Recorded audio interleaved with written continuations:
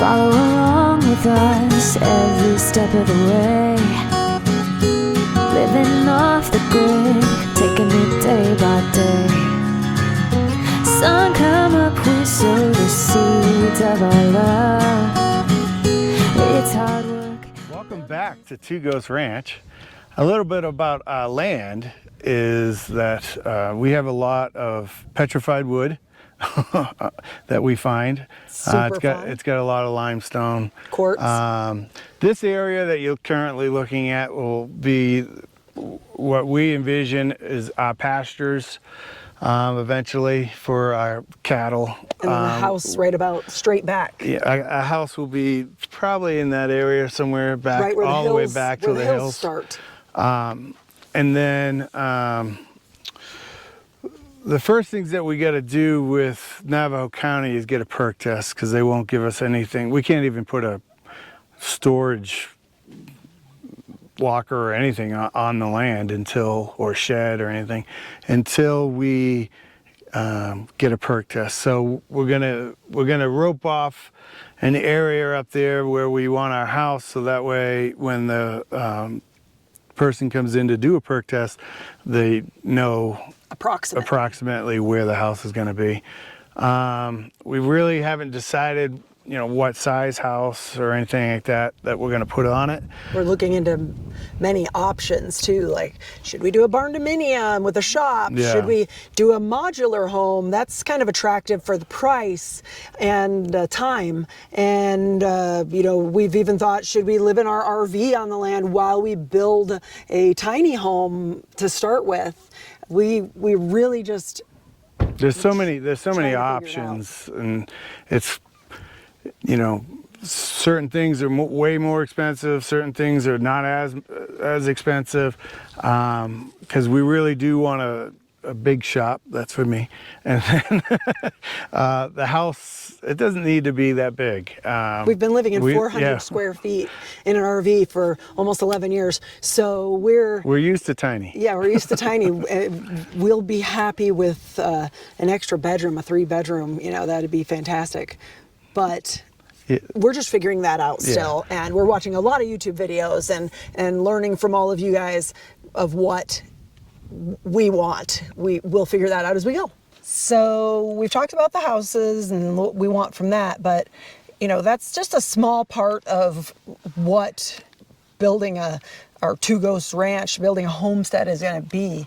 Obviously, as most of you know, there's way more to it, building fences and building buildings for the animals, and we're going to have so many different kinds of animals, and we want to do regenerative farming. Yeah, that's the biggest thing is that we've been watching a lot on regenerative farming, and we want to be self-sustaining, so we want to be able to make this land which is overgrazed, as you can probably maybe tell by the camera. I don't know, but it's very overgrazed. So we want to make the land sustainable for the animals that we have. So at first we're going to have cows, pigs, and chickens. In Arizona, you have to, in order to keep other people's cattle off your land, you have to fence. It's your responsibility to do that. So we are going to fence the majority of it off for perimeter, but then we're going to be making, different paddocks for the regenerative grazing. So that way our animals don't graze it down to nothing. We want to be able to have... That'll probably be one of the first things that we start really doing videos about is fencing, don't you think? Yeah, probably. It's fencing, and it'll just be the parameter. I mean, cows are going to be a little bit longer just because of the fact that we got to be able to get this land up and running. As far as, we want to be able to do our own gardening and stuff like that, so we're going to build stuff for that, and we're not sure. High tunnel, like raised beds. We're learning as we go. We're going to figure it out after we have spent a little bit of time on the land to know sort of where we want stuff. And the weather patterns. I mean, we're going to be completely on solar. So I already have ideas and plans for that, and then we are planning on putting a well here, but we also want to capture rain. So we want to build rain roofs on the property and have big tanks, so that way we can have water for the land, the animals, and stuff like that, not just for us.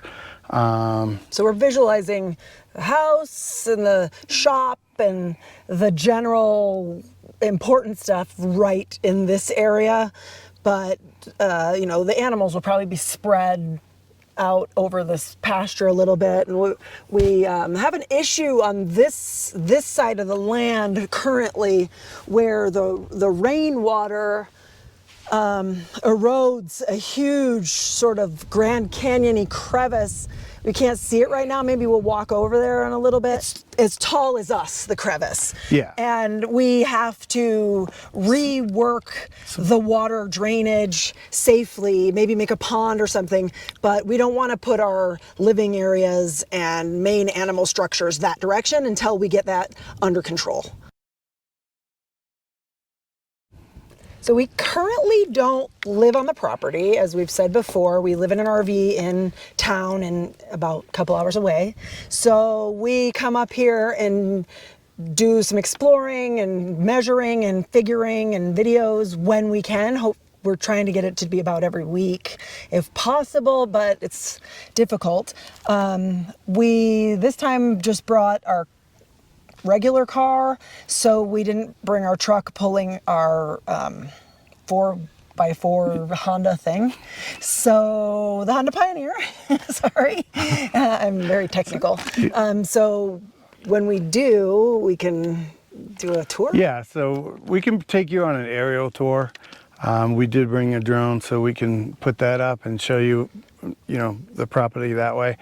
Because walking around it takes a few hours. Hilly. It's a little hilly and it's rocky. It's a lot of difficult walking. It may not look it, but it is a very beautiful area. The average temperature is, I think, 88 degrees. I think in the summertime it has reached 100 degrees, but for the most part it doesn't. And it drops at night to at least 60 degrees, and that makes a huge difference. When we're down in the valley, it does, a lot of times in the summertime it doesn't even drop below 100. So we've done a little research on houses in the area, and surprisingly a lot of them don't have AC, which is such a shock to us because living in the Phoenix Valley area, you would die without it. I can't even imagine being without it. And our air conditionings run constantly in our RV, and currently are, even at this time. So even thinking about having a house without an AC and using like open windows to cool it, or a window AC is mind-blowing. Yep. And exciting. So we're very new to YouTube, and we just be patient. I think you're gonna understand that we're new to it, but so we're gonna make mistakes, and we may repeat stuff because we don't understand all this. Our kids are helping us out a lot, though. Yes. And so, as long as our endeavors of going along with this, this is all new to us. And it's real. This is all us. Putting up a cattle fence is new to us. Building a house or putting a house or anything's all new to us. So we are going to make mistakes, but we want to be honest with our viewers as well as us, and you're going to see those mistakes, and we want to show the real progress. We don't want to have a fake sort of fancy view of what it really was. We want it to be real. We want to document our mistakes as much as our successes, and show the real way that it takes to get it from this, coming from nothing to something fantastic, we hope. Yeah. So, and it's going to be a progress. So be patient with us. Yeah, because a lot of YouTube videos that we do watch, as far as trying to figure out how to do certain things, they're leaving out a lot of key elements, and how do you get to that, the finished product, you know. And so that's what we're hoping to do. And